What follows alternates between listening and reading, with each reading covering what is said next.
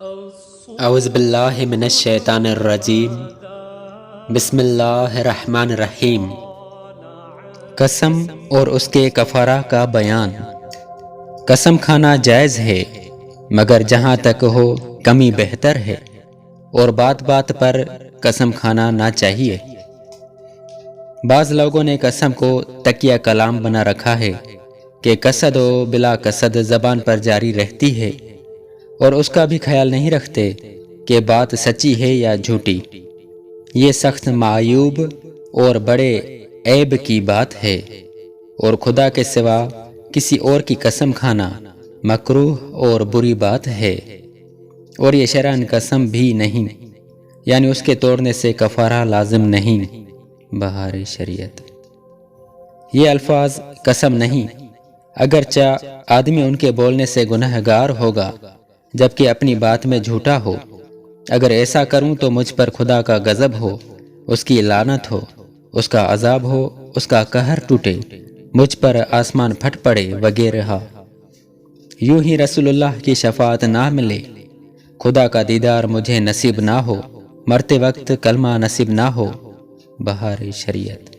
جو شخص کسی چیز کو اپنے اوپر حرام کرے، مثلاً کہے کہ فلاں چیز مجھ پر حرام ہے، تو اس کے کہہ دینے سے وہ چیز حرام نہیں ہوگی، کہ اللہ نے جس چیز کو حلال کیا اسے کون حرام کر سکے، مگر اس کے برتنے سے کفارہ لازم آئے گا، یعنی یہ بھی قسم ہے۔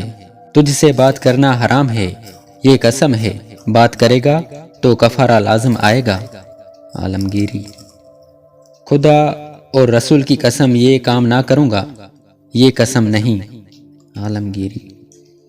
دوسرے کے قسم دلانے سے قسم نہیں ہوتی، مثلاً کہا تمہیں خدا کی قسم یہ کام کر دو، تو اس کہنے پر اس پر قسم نہ ہوئی، یعنی نہ کرنے سے کفارہ لازم نہیں۔ عالمگیری۔ جان بوجھ کر جھوٹی قسم کھائی جسے گموس کہتے ہیں تو یہ سخت گناہ ہے، اس پر توبہ و استغفار فرض ہے مگر کفارہ لازم نہیں۔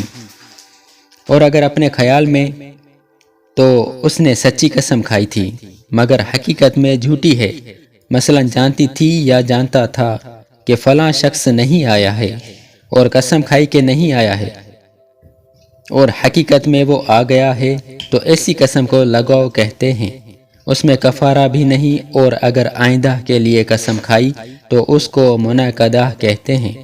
ایسی قسم اگر توڑے گی کفارہ دینا پڑے گا، اور بعض صورتوں میں گناہ گار بھی ہوگی۔ عامہ کتب۔ قسم توڑنے کا کفارہ غلام آزاد کرنا یا 10 مسکینوں کو کھانا کھلانا یا ان کو کپڑے پہنانا ہے، یعنی یہ اختیار ہے کہ ان تینوں باتوں میں سے جو چاہے کرے، اور جو شخص ان میں سے کسی بات پر قادر نہ ہو تو پے در پے 3 روزے رکھے۔ عامہ کتب۔ عورت کو ان روزوں کے درمیان حیض آ گیا تو پہلے کے روزہ کا اعتبار نہ ہوگا، یعنی اب پاک ہونے کے بعد لگاتار 3 روزے رکھے۔ در مختار۔ قسم توڑنے سے پہلے کفارہ نہیں، اور دیا تو ادا نہ ہوگا، یعنی اگر کفارہ دینے کے بعد قسم توڑی تو اب پھر کفارہ دے کر جو پہلے دیا ہے وہ کفارہ نہیں، مگر فقیر کے دیے ہوئے کو واپس نہیں لے سکتی۔ عالمگیری۔ کفارہ انہی مساکین کو دے سکتی ہے جن کو زکوٰۃ دے سکتی ہے، یعنی اپنے ماں باپ، اولاد وغیرہ کو جن کو زکوٰۃ نہیں دے سکتی، کفارہ بھی نہیں دے سکتی۔ یوں ہی کفارہ کی قیمت مسجد میں صرف نہیں کر سکتی، نہ مردے کے کفن میں لگا سکتی ہے، یعنی جہاں جہاں زکوٰۃ نہیں خرچ کر سکتی وہاں کفارہ کی قیمت بھی نہیں دے سکتی۔ در مختار۔ عالمگیری۔ قسم میں ایک قاعدہ یہ یاد رکھنا چاہیے، جس کا قسم میں ہر جگہ لحاظ ضروری ہے، کہ قسم کے تمام الفاظ سے وہ معنی لیے جائیں گے جن میں اہل عرف استعمال کرتے ہوں۔ مثلاً کسی نے قسم کھائی کہ کسی مکان میں نہیں جاؤں گی، اور مسجد یا کعبہ معظمہ میں گئی تو قسم نہیں ٹوٹی، اگرچہ یہ بھی مکان میں یوں ہی لفظوں کے بول چال میں جو معنی ہیں وہ مراد لیے جائیں گے۔ قسم کھانے والے کی نیت اور قصد کا اعتبار نہ ہوگا۔ مثلاً قسم کھائی کہ دروازہ سے باہر نہ جاؤں گی اور دیوار کود کر یا سیڑھی لگا کر باہر چلی گئی تو قسم نہیں ٹوٹی، اگرچہ اس سے مراد یہ ہے کہ گھر سے باہر نہ جاؤں گی۔ عالمگیری در مختار۔ قسم کھائی کہ فلاں کے گھر نہ جاؤں گی تو جس گھر میں وہ رہتا ہے اس میں جانے سے قسم ٹوٹ گئی، اگرچہ وہ مکان اس کا نہ ہو بلکہ کرائے پر یا عاریتاً اس میں رہتا ہو۔ یوں ہی جو مکان اس کی ملک میں ہے اگرچہ اس میں رہتا نہ ہو اس میں جانے سے قسم ٹوٹ جائے گی۔ عالمگیری۔